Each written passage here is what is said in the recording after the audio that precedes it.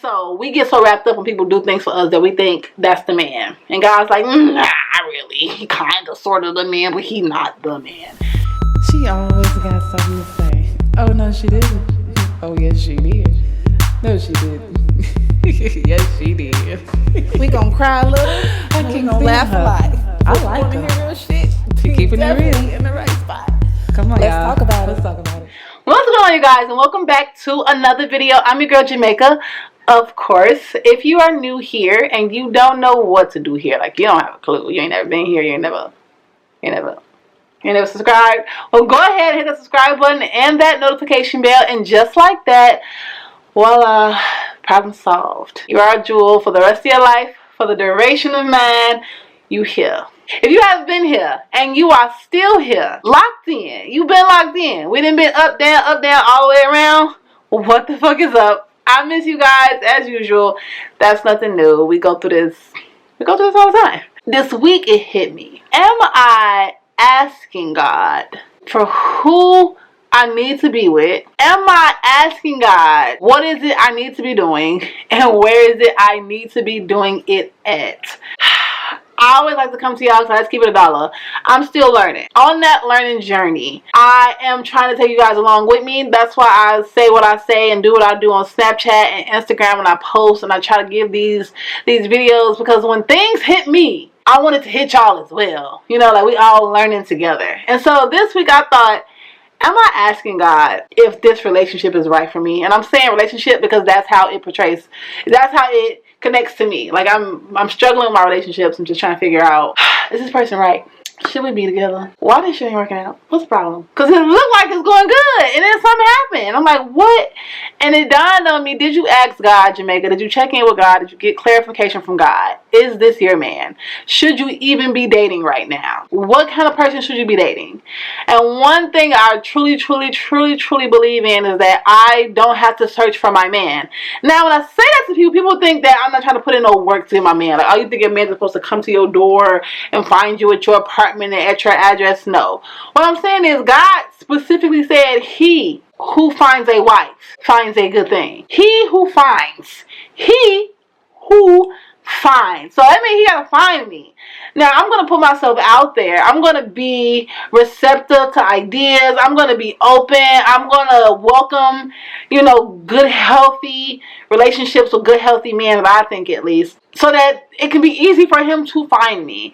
And so I'm just wondering, like, am I overstepping? Because we as humans, we as women who love, who want to be loved, who want to have love, all those things, sometimes we can think the first person, or not the first person, but anyone or someone who is good to us is our match. And I'm here to tell you, it goes way beyond just being good to you. It goes way beyond opening a door for you. It goes way beyond getting your nails done, sending you cash apps. It goes way beyond that. Like, in the thick of it. When shit really boils down to the hard, aggressive, is this how we want our foundation for a relationship to be? Is this the ideas, the values that we want to raise our kids if we have them? Do I find something that I love genuinely, sincerely about you, aside from you sending me cash apps, aside from you getting my nails done, aside from us being able to laugh together, aside from us being able to do those honeymoon things? That's what I call it. So I had to go to God and I said, God, do you even want me to be dating? Am I ready? Because sometimes it don't be other people, it be us. Am I ready? Do I know how to accept this? Do I know how to bypass all these things? Am I mature enough mentally to be able to set aside certain feelings and overlook certain things that my husband is going to do so that I can continue to love him and nurture him and support him and grow with him and grow as a family? Now, I'm not saying you could cheat and I'll let that shit slide, because there's no way. That's something that God gonna have to touch me on.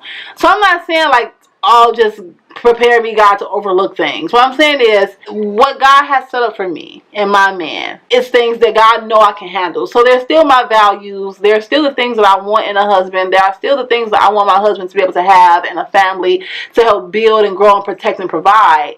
But his flaws need to be things that God know I can handle. They need to be things that God know this won't wipe Jamaica out. And so we get so wrapped up when people do things for us that we think that's the man. And God's like, not really. He kind of, sort of the man, but he not the man. And when we need that clarification, we got to go to God. And this could be with anything. I'm just talking about relationships because this is where I felt like I need to go to God and brought this whole conversation along. Anything in life, job, family, who you are, whatever the case may be, go to God and get that clarification. God, is this what I'm supposed to be doing? And if it is, God will build you and make you stronger in it so you can survive it, so you can overcome it, so that he can show you why this was made for you. But if it isn't, God will show you that. God will say, no, this is not the thing for you, so let's remove you from it. But if we don't ever ask God and he never gives us the clarification, then we'll never know if we're supposed to continue to move through this or if we're supposed to let it go and be okay with it dying. Yeah. Sometimes you gotta be okay with things just dying. It's over. It's a wrap. Let it go. Cry your tears. Have that ice cream and pickles and chips or whatever that thing is that we do as women, and then let it go. And that'd be the other crazy part is you really be liking something. Like you really be like, no, God, this is for me. And sometimes we are afraid to ask God because we're afraid God's gonna say no. And when God say no, it's like, damn, I shouldn't even ask him. Because he was going, nah, I gotta let it go. You know, so I think that we fear asking because we fear God's response is not going to be what we want it to be. And a lot of times it's not. But we have to be prepared to know that God's goal is for us to be greater and to have greatness around us. And that God knows that this person is not great. Rather, we know that it's great. God knows he's great or she's great or this is great, but it's not great for you. And it's not great for where you're going. And so we're going to have to go through that hurt and let it go and trust that God knows exactly what he's doing and has a plan for us that's going to execute perfectly in our favor. Whatever you're struggling with, whatever it may be, ask God. If something's not working for you and you just keep trying to make it work, like you just keep trying to make it work. And that was one of the things I faced when I was homeless. I just kept trying to come up with something. And it took for me to put my hands up and say, no, I'm giving it to God. My whole life right now. Because I don't know what I'm doing. I don't know where I'm going. I just know I'm trying. I just have to surrender. And sometimes you got to surrender certain situations, certain people, certain things, certain environments to God, and then allow God to move you like a puzzle piece. And as you're moving like a puzzle piece, he'll see like, damn, this really wasn't for me. Or this is for me, but I should have went about it like this. Whatever you got questions about, go to God. Do not come to me. Do not go to your best friend, your cousin, your auntie, your niece, your sister, daughter, cousin, uncle, auntie. Go to God. Go to God. The rest of them, it's nice to get y'all opinion on things, but whose decision is I'm going to go with? Who's going to have the final say? God. So I'm going to get all your information. I'm going to take it in. Thank you for giving it and laying it on me.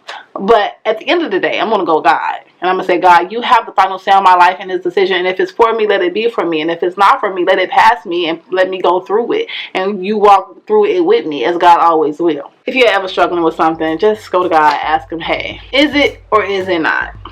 Because I'm ready to cut up. I'm ready to figure it out. I'm ready to know what's for me, honestly. So with that being said, this was a quick video, but I just wanted to come on here and really say this to you guys. It was one of my last videos that I posted on Instagram in that 90 seconds. But sometimes you gotta ask God. It's okay to go to him and just clarify, hey, this ain't working out. Is that because it's for me or is that because it's not for me? Are you showing me something or did I just pick up the wrong thing? I'm supposed to drop it. That being said, I'm gonna go ahead and get out of here. Make sure you guys are following me, and yeah, I'll see you guys in the next video. Oh, if you see me on the streets, don't be afraid to speak. Because I see some of y'all speak to me. I love it. I love it. I love it. I love y'all. Really make me feel like I'm doing something.